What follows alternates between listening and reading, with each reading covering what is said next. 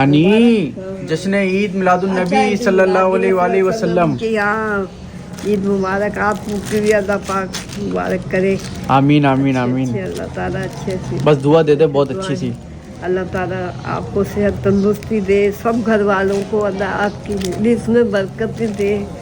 एक तरफ माँ सफदर की गरीब नानी का टूटा फूटा घर है और दूसरी तरफ माँ सफदर के किराए के घर पे लगाए जाने वाले 50 लाख रुपए हैं। शाह सफदर ने आज वो कर दिखाया जो इतने टाइम से कोई ना कर सका। बड़ी हिम्मत की बात है कि शाह सफदर ने नानी के घर की वीडियोस बनाई थी कि मैं उसे रेनोवेट कराऊंगा, नानी के घर को थोड़ा सही से बनाऊंगा, हमारा बचपन इस घर में गुजरा है। और उस वीडियो को लोगों ने बहुत पसंद किया था। कुछ ही घंटों में वो वीडियो 2 मिलियन तक क्रॉस कर गई थी। लोगों ने शाह सफदर को इतना पसंद किया था उन वीडियोस पर कि आप लोग इतने टाइम से व्लॉगिंग कर रहे हैं लेकिन किसी को ये ख्याल ना आया कि नानी का घर बनवाते हैं। आपको सिर्फ शाज को इसका ख्याल आया और शाज ने वादा किया था अपने लोगों से और ये भी कहा था कि अगर ज़रूरत पड़ी तो मैं आप लोगों से मदद भी मांगूंगा। लेकिन अचानक ऐसा क्या हो गया कि वो वीडियोज़ हटवा दी गई या हटा दी गई। लोगों ने बहुत पूछा, कहा कि हम पैसे देते हैं आपकी नानी का घर बनवाने के। बहुत से लोग सामने आए लेकिन आज से लेकर अब तक 1.5 साल का अरसा गुजर चुका है, तकरीबन 1-1.5 साल उन वीडियोस बनाए हुए को। आज तक इनकी पूरी फैमिली ने ना उस बारे में बात की और ना ही जवाब देने को ज़रूरी समझा। माँ सफदर उसके बाद 3 से 4 Q&A वीडियोस बना चुका है और लोग बहुत पूछते हैं, कमेंट में भी अक्सर कहते हैं कि इतना पैसा आपने अपने घर पे लगा दिया, आप अगर उसका 1 लाख रुपया भी नानी के घर पे थोड़े से रंग वगैरह पे लगा देते तो थोड़ा सा बेहतर हो जाता।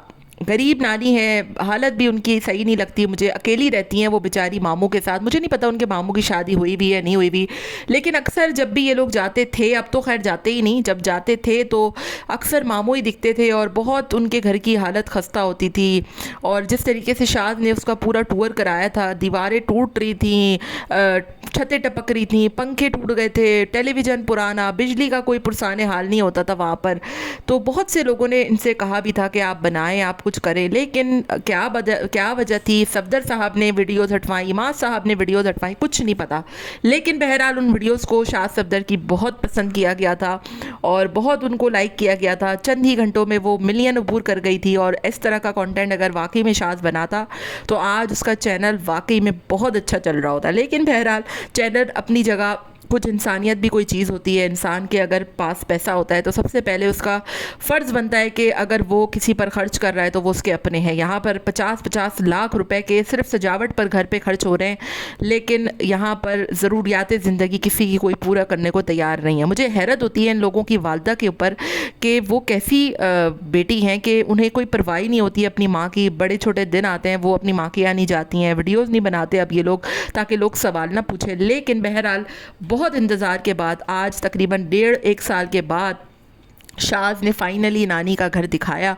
और मुझे लगा था कि शायद हो सकता है बिहाइंड द कैमरा उन्होंने कुछ काम वाम करा दिया हो, कुछ चलो ठीक है हम बोलते रहते हैं, लेकिन हो सकता है कि असली में इन्होंने बहुत कुछ किया हो नानी के लिए, कुछ करवाया हो, वो नहीं बताना चाह रहे हो।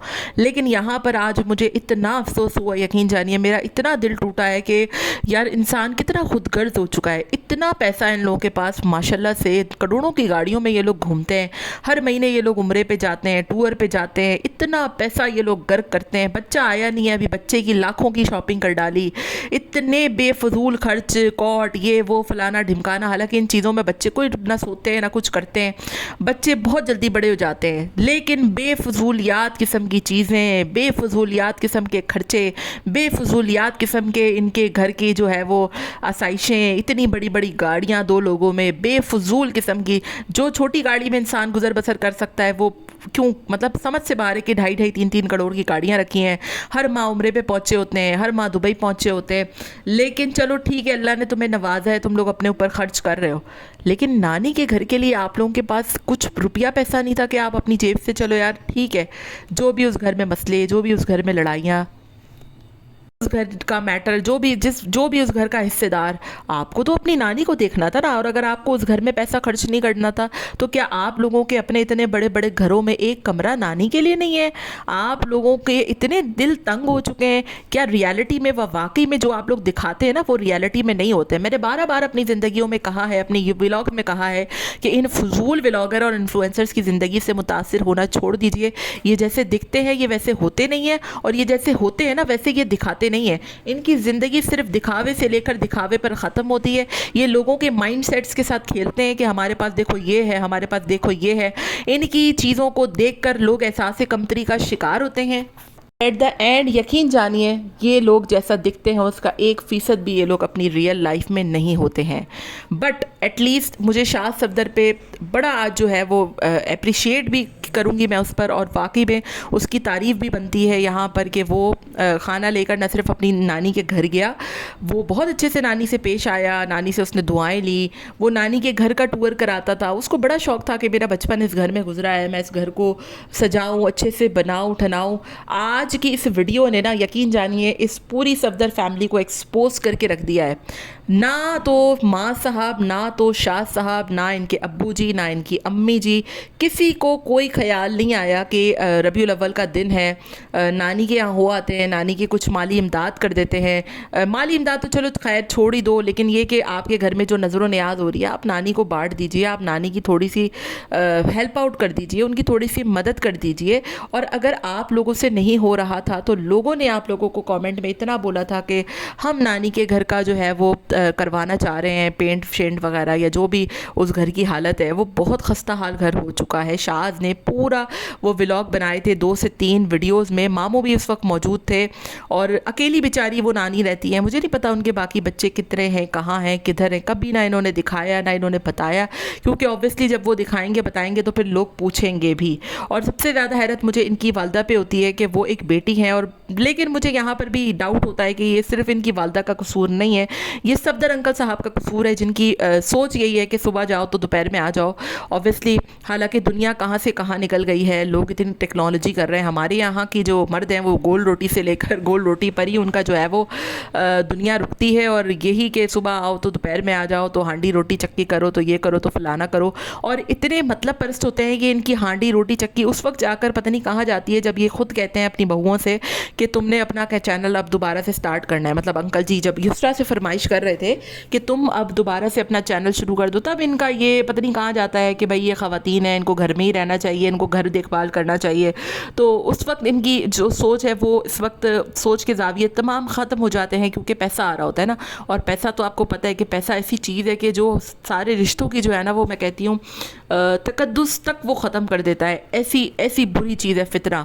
तो हमेशा अल्लाह ताला से दुआ मांगनी चाहिए कि पैसा इतना ना हो कि इंसान अपनी औकात से बाहर हो जाए, पैसा इतना कम भी ना हो कि इंसान को 2 वक्त की रोटी इज़्ज़त के साथ मैसर ना हो। हमेशा हर चीज़ में जो है वो तवाज़ुन होना चाहिए, मयाना रवी होनी चाहिए। अल्लाह ताला दे तो हमेशा देने वाला हाथ रखे, अल्लाह ताला दे तो हमेशा ऐसा हाथ रखे कि जो अपनों पर लगे, या फिर जो ज़रूरतमंद हैं, जो आप देख रहे हैं कि लाइफ में कितने जिनके पास स्ट्रगल्स हैं, हर्डल्स हैं, और वो इतने बुढ़ापे में अकेले रह रही हैं, ऐसे टूटे फूटे घर में, छतें बह रही हैं, अजीब हाल है। किसी भी वक्त जो है वो बारिश में हो तेज़ तो वो पता नहीं वहाँ पर कोई हादसा खुदा ना खास्ता ना हो जाए। जिस तरीके से शाद ने वो घर दिखाया था, ऊपर पूरा भूत बंगला बना हुआ है, अजीब उस घर का हाल है। आप जैसे नानी बैठी हुई हैं वहाँ पर आप देख सकते हैं कि कितना खस्ता, कितना बुरा हाल है। तो मेरी तमाम ऑडियंस से सिर्फ इतनी गुजारिश है कि एक तो इनकी ज़िंदगियों से इंस्पायर होना छोड़ दीजिए, दूसरा इनको जाकर फोर्स करिए, इनको प्रेशर डालिए कि क्यों आप लोग नानी के बारे में बात नहीं करते, और क्यों अब आप लोगों ने उस वीडियोस के बाद अब नानी का घर दिखाना तक छोड़ दिया है। तो जितना लोग बोल सकते हैं मेरा ख्याल है उतना मैं जितनी भी बकवास करती रहूँ उससे कोई फ़र्क नहीं पड़ता।